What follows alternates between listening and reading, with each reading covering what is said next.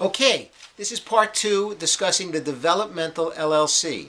Let me just repeat again that this is the document that you're going to use as an offering document. This is the document that's going to get filed with the federal government and certain states under what's called the blue sky.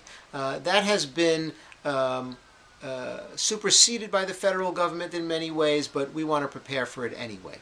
So, let's talk about this document. It's a pretty thick document. It's about 20-25 pages, and it sets forth the agreement between you, the producer, who now has the rights to the play from the option and production agreement that you're going to assign to this company, this limited liability company. It sets forth the deal you have with the investors to exploit this play, this musical.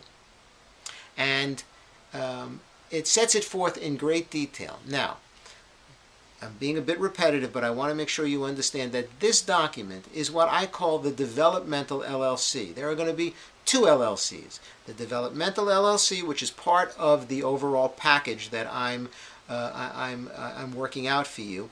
And then should you get to the commercial production and you know whether it's going to be off-Broadway or on-Broadway, you're going to know whether it's going to be a $600,000 budget or a $200,000 budget or a $10 million budget. At that point, you're going to have a second LLC. However, the investors in this first LLC who took a big risk with you, they're going to not only get the right to invest in the commercial LLC, but the money they invested here is going to roll over. It's going to be as if they invested it in that second commercial LLC. Plus, because they took a chance with you, you're going to give them a bonus. That bonus could be a 25% bonus, a 33 1/3% bonus, a 50% bonus, and that bonus is coming from your share. So if someone gave you $100,000, you may want to give them a little better deal than someone who gave you $10,000. And so you're going to chip away at your 50% of the net profits. That's fine. You need the money now, and you're also going to be getting royalties. You're also going to be getting a cash office charge as a producer that you may or may not share with some of your investors. You try not to, but you may have to if you need the money. The idea is to get the show up, to get it on its feet, to produce it. Don't worry about grabbing every last penny on the table. You need to make the show happen, and you're going to still end up with the lion's share. Okay, so let's talk about this agreement in a little more detail. It has lots of legalese that warns the investor about this document, about this presentation, lots of representations, how this is going to be filed with the federal government, and the like. It then goes into the background of the play, into the rights you've gotten from the author from the play, what the name of this company is going to be, where the bank accounts are going to be. It talks about how long this company is going to last, which is basically forever, although it does have a termination date on it 50 years out.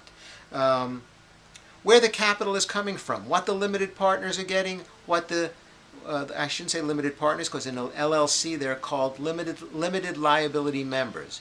What the investors, limited liability members are investors. What the investors are going to get for investing their money, remember they get 100% of the weekly profits that come in until they get all their money back. Then they get 50% of the net profits. And the producers get 50% of the net profits.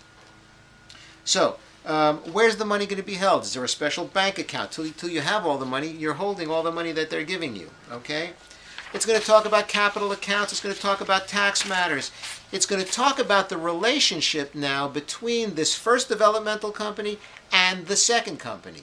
Remember, we're going to roll them over. They want that in writing. They want to know what their rights are in this second company and how they're going to be compensated for taking this high risk in the developmental process. It's going to talk about, and by the way, it's going to give specific examples. If they invest so much, what do they get? If they invest a different amount, maybe you have a different structure for the bigger investor. As I mentioned, it's going to talk about tax profits and losses and how that's handled. It's going to talk about the management and control of the company. That's going to be handled only by the producers. The limited partners are going to have no management or control of the company. And that's the way you want it. you have to disclose to them what the compensation is to you as the managing member, as the producer. What's your share? What are you getting? You're getting a royalty. You're getting a cash office charge that comes off the top of the weekly gross. Just like the author is getting a royalty, so are you as a producer. That's got to be disclosed. It talks about the termination of the company. It talks about the transferability of these interests. They cannot sell these interests without the producer's permission. So it's a highly detailed agreement.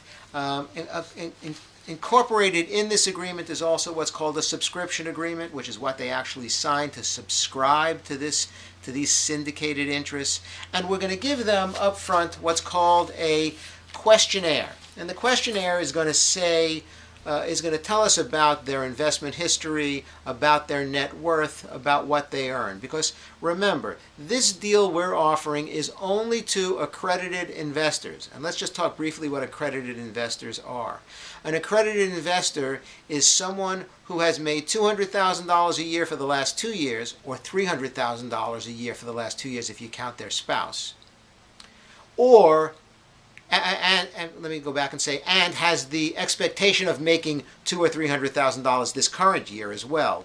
Or they have a net worth of $1 million, but it cannot include their primary residence in that calculation of net worth. So that's an accredited investor. As long as you go to accredited investors and they fill out this questionnaire, which I will look over and make sure it's kosher, as long as they're accredited investors, you can go to an unlimited number of people to raise money for your show. An unlimited number of accredited investors. That's very important to know. It's also very important to know how you can approach people, what you can say, how you can present that. I will coach you in all of that. That is the limited liability company, the developmental limited liability company. Let's come back and talk about associate producers in the next video.